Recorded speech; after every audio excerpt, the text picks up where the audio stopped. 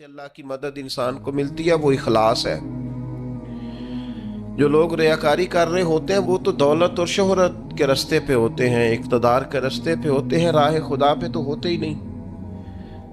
تو راہ خدا پہ جو لوگ ہوتے ہیں انہیں مدد نصیب ہوتی ہے، اس کے لیے اپنی نیتوں اور اپنے ارادوں کو ٹھیک رکھنا،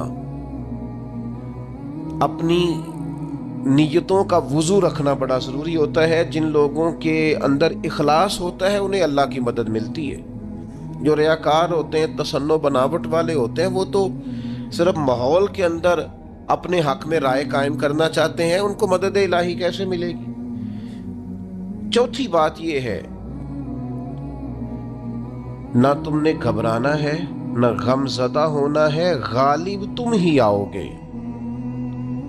غلبہ تمہارے نصیب میں لکھا ہے، شرط صرف اتنی ہے، ان کنتم مومنین، اگر تم کامل مومن ہو تو۔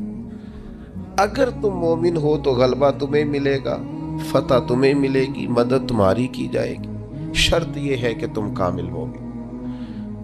اور دوسرا فرمایا والذین جاہدوا فینا لنہدینہم سبلنا، جو لوگ ہمارے راستے میں جد و جہد کرتے ہیں ہم ضرور انہیں رستہ عطا فرما دیتے ہیں۔ ایک تو کامل ایمان انسان کے پاس ہو، دوسرا اس میں جد و جہد ہو، ہمت ہو، کام کرے، کوشش کرے، بڑی جلدی تھک نہ جائے، بڑی جلدی ہار نہ مان جائے، بڑی جلدی گھبرا نہ جائے، بڑی جلدی وہ فیصلے کرنے میں تیزی نہ دکھائے، اس کے مزاج کے اندر جد و جہد ہو، کوشش ہو۔ کہ مدد ملتی ہے نماز پڑھنے سے، اور مدد ملتی ہے صبر کرنے سے۔ جلد بازوں کو، بے صبروں کو، کم ہمتوں کو مدد نہیں ملتی۔ جو حکمت سے زیادہ جذباتیت کے قائل ہوں، تدبر اور فہم و فراست کی بجائے جلد بازی ان کا مزاج ہو، ان کو مدد کیسے ملے گی؟ آپ میں ٹھہراؤ ہو، حوصلہ ہو، صبر ہو تو اللہ کی مدد آ جاتی ہے۔ قرآن مجید نے فرمایا یا ایھا الذین آمنوا استعینوا بالصبر والصلاۃ، اے ایمان والو صبر اور نماز سے مدد مانگو، یہ تمہارے مددگار ہیں۔ آپ نبی پاک علیہ السلام کی مقدس سیرت پاک کو دیکھیں، کوئی بھی وقت آیا تو حضور نے نماز پڑھی ہے۔ چاند گرہن ہو گیا، سورج گرہن ہو گیا، بارش نہیں ہوتی، زیادہ ہو رہی ہے، جنگیں ہو رہی ہیں، کوئی بھی موقع آیا ہے تو اللہ کے رسول نے مصلی بچھا لیا ہے۔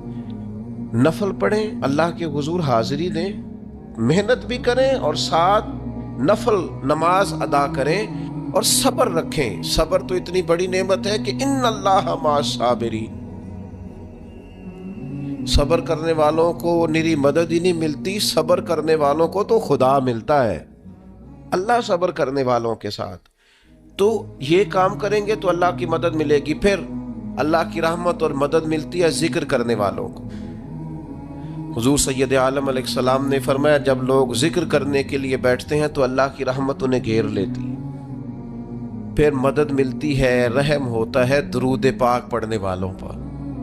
ایک بار تو میرے محبوب پر درود پڑھ، تیرے اوپر 10 رحمتوں کا نزول کیا جائے گا۔ قانون خداوندی یہ ہے کہ تو ایک بار محبوب پہ درود پڑھ، تیرے 10 گناہ معاف کر دیے جائیں گے، تیرے 10 درجے بلند کر دیے جائیں گے۔ تو پڑھیں درود، رحمت الہی میں نہا جائیں گے، اور پھر اللہ کی مدد ان لوگوں کو حاصل ہوتی ہے جو اللہ کی مخلوق پر رحم کرتے ہیں۔ مخلوق خدا پر جتنا دل بندے کا نرم ہوتا جائے، رحم والا ہوتا جائے، اتنی اسے اللہ کی مدد ملتی جاتی ہے۔ نبی پاک علیہ السلام نے فرمایا تم اللہ کی مخلوق پہ رحم کرو، اللہ تمہارے اوپر رحم فرمائے گا۔ اللہ تم پر رحم کرے گا، تم مخلوق خدا پہ رحم کرو۔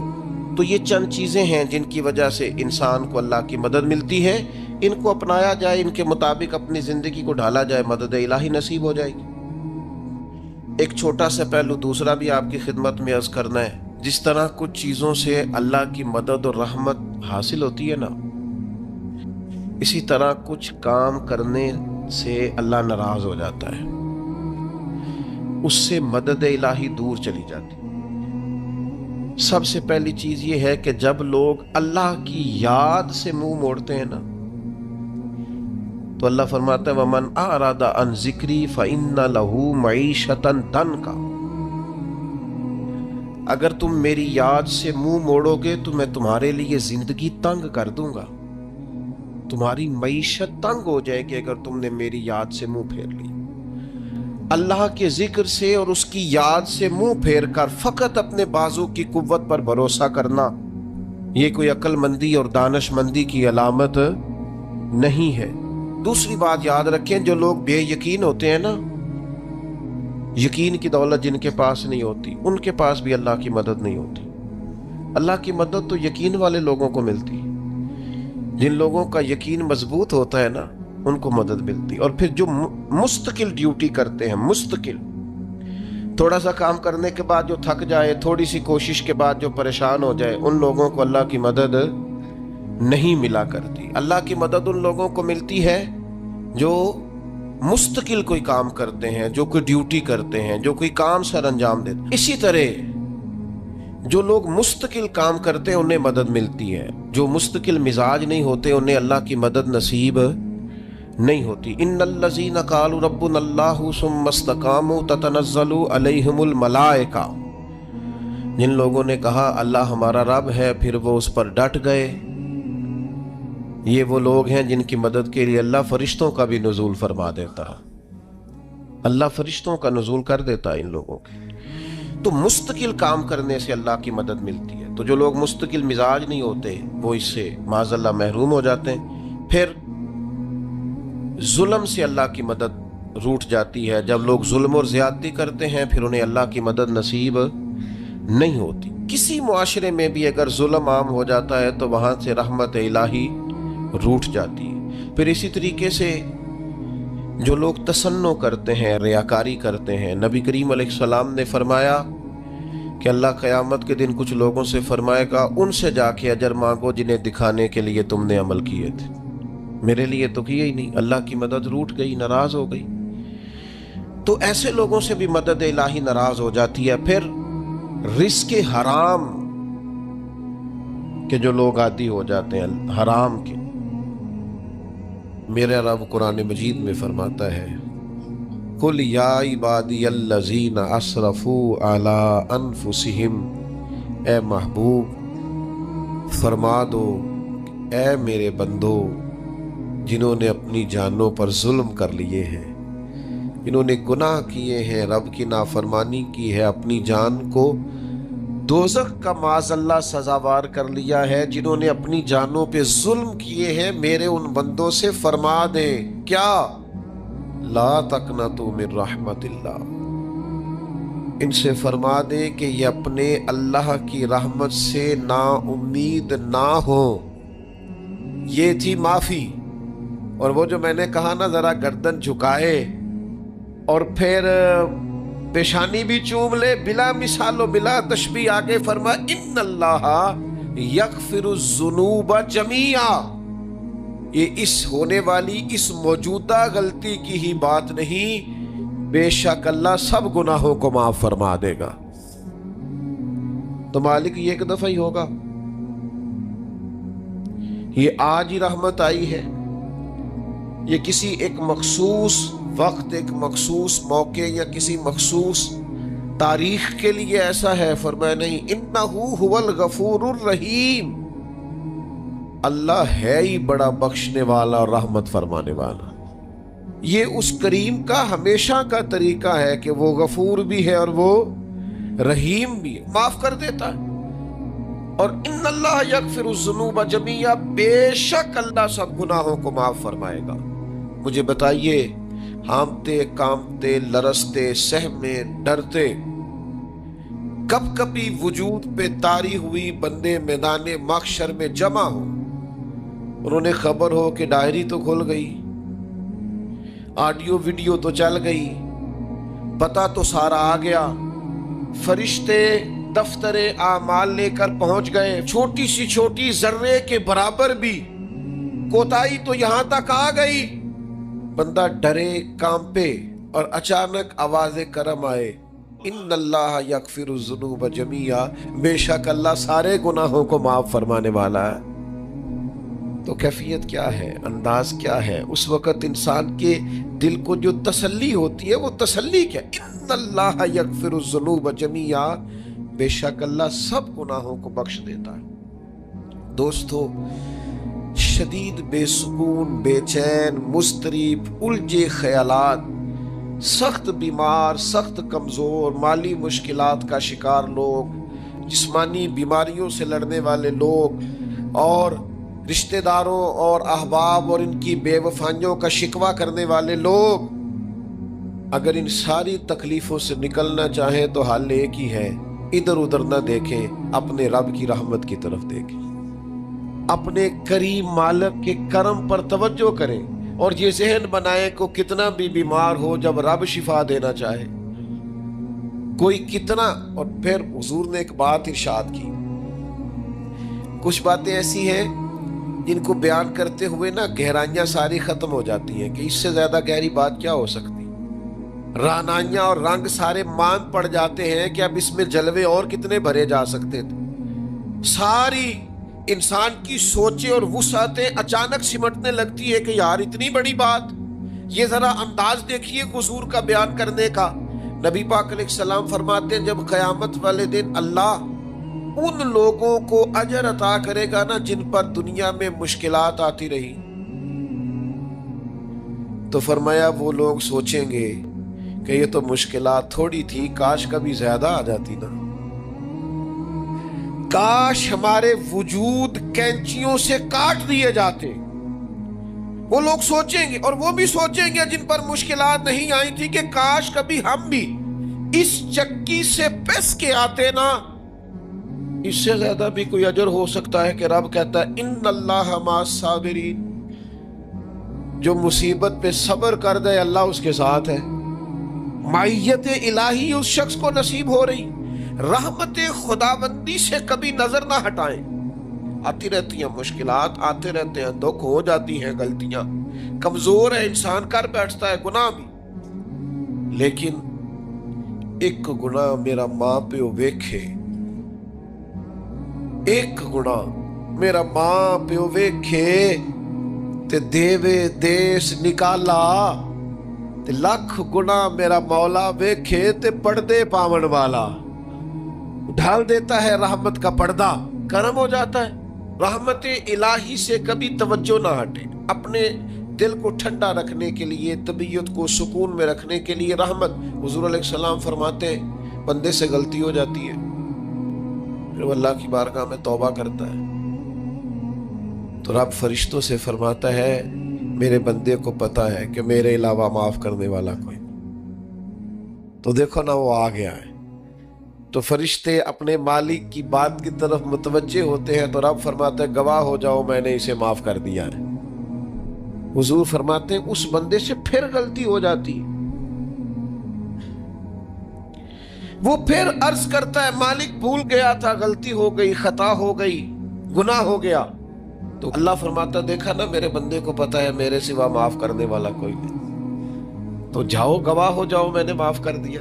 حضور فرماتے تیسری بار پھر غلطی ہو جاتی، یہ پھر آ جاتا ہے، تسی تے میں دسو خان جڑا 3 واری آوے او دا علاج کی ہے؟ اسی کہنے ہیں تو باز آنا، کہنے ہیں کہ نہیں تو نے ٹھیک ہونا، تو نہیں ٹھیک ہو سکتا، تو نے نہیں باز آنا، تیرا علاج اب جا دوڑ جا، تیرا کوئی حل نہیں۔ حضور فرماتے ہیں 6 بار آ گیا، تیسری بار آ کے کہتا اللہ معاف کر دے، تو اللہ کہتا ہے پتہ نا میرے بندے کو میرے علاوہ معاف کرنے والا کوئی نہیں، گواہ ہو جاؤ میں نے اسے معاف کر دیا۔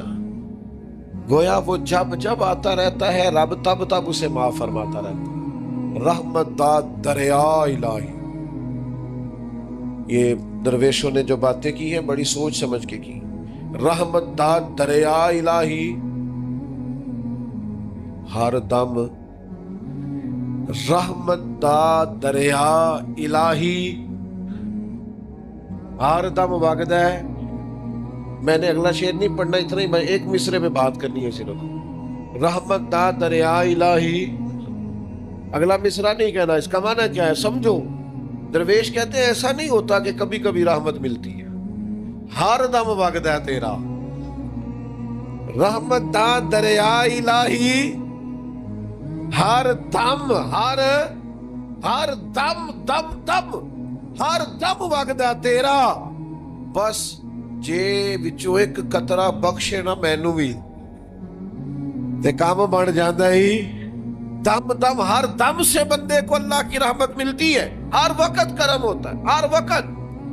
اس کے لیے تو نہ کسی جگہ کی پابندی ہے، نہ وقت کی پابندی ہے، نہ یہ ہے کہ وہ اس وقت میسر ہے اور معاذ اللہ اس وقت میسر نہیں، نہ اسے اونگ آتی ہے نہ نیند آتی ہے۔ صبح بھی کرم، شام بھی کرم، وہ ہر وقت رحم ہی رحم فرماتا ہے۔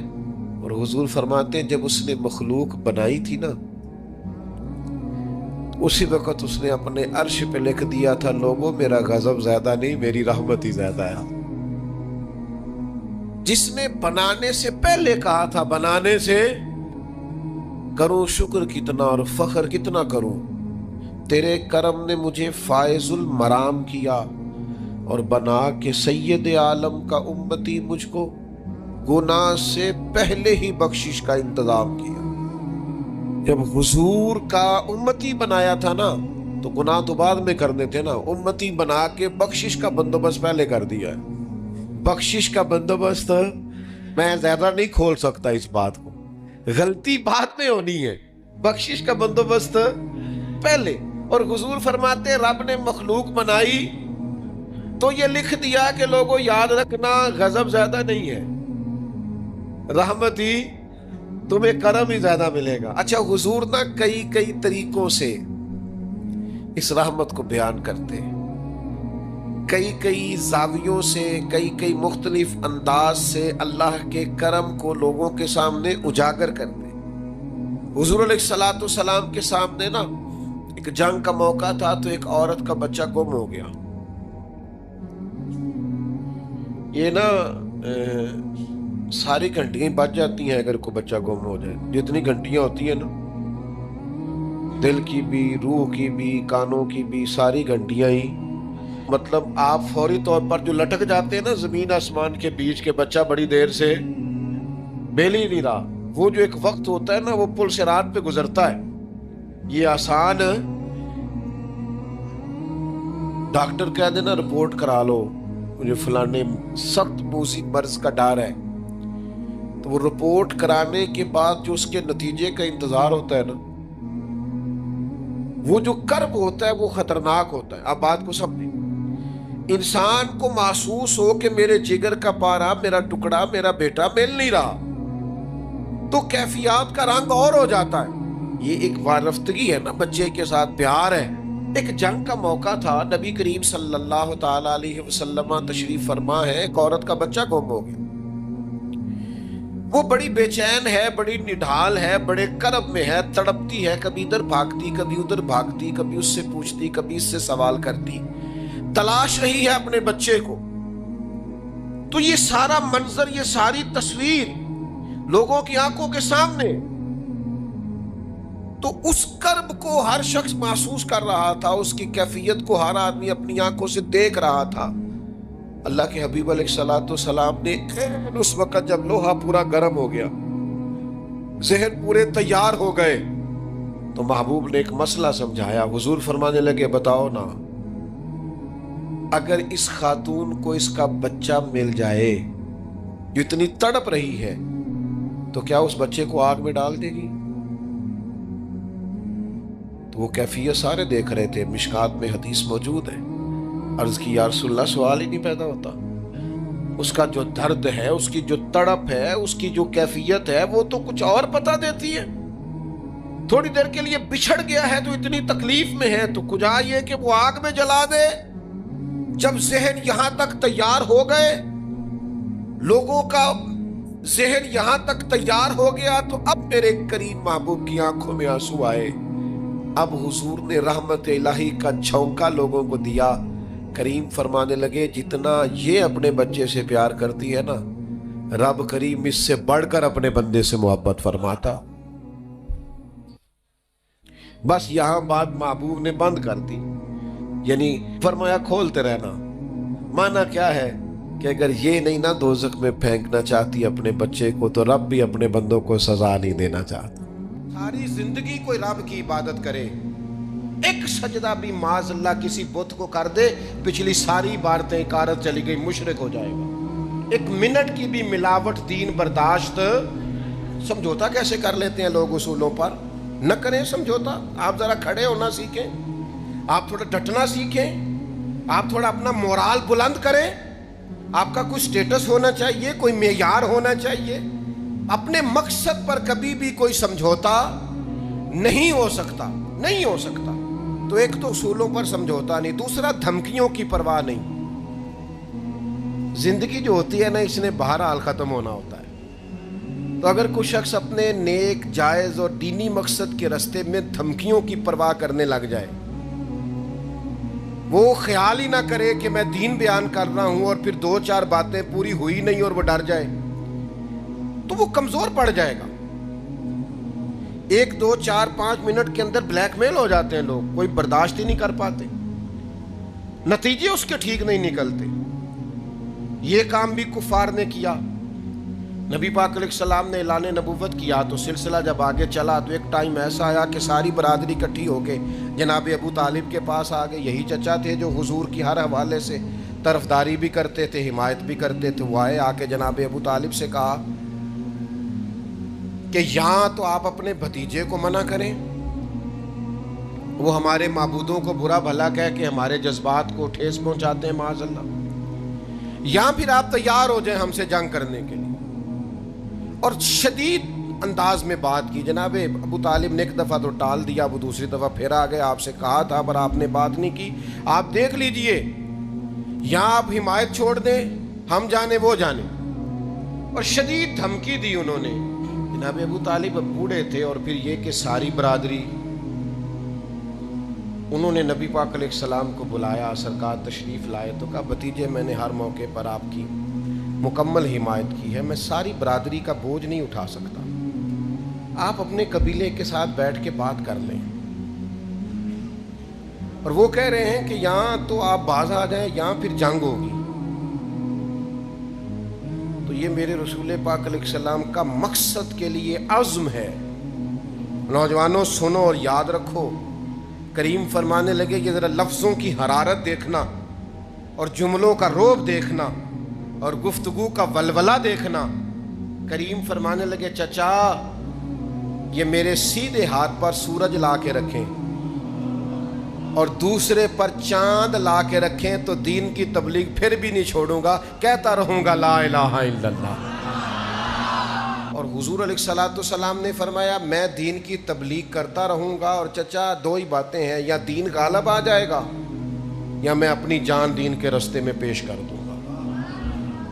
یہ رسول پاک کا دیا ہوا فلسفہ ہے کہ آپ کو دین کا کام کرنا ہے تو جان لڑا کے کرنا ہے، یہ شہادت کا ہے الفت میں قدم رکھنا ہے۔ لوگ آسان سمجھتے ہیں مسلمان ہونا، آپ کو پھر پوری مشقت کے ساتھ زخم پہ زخم کھا کے جی خونے جگر کے گھونٹ پی آہ نہ کر لبوں کو سی، یہ عشق ہے، کوئی دل لگی نہیں۔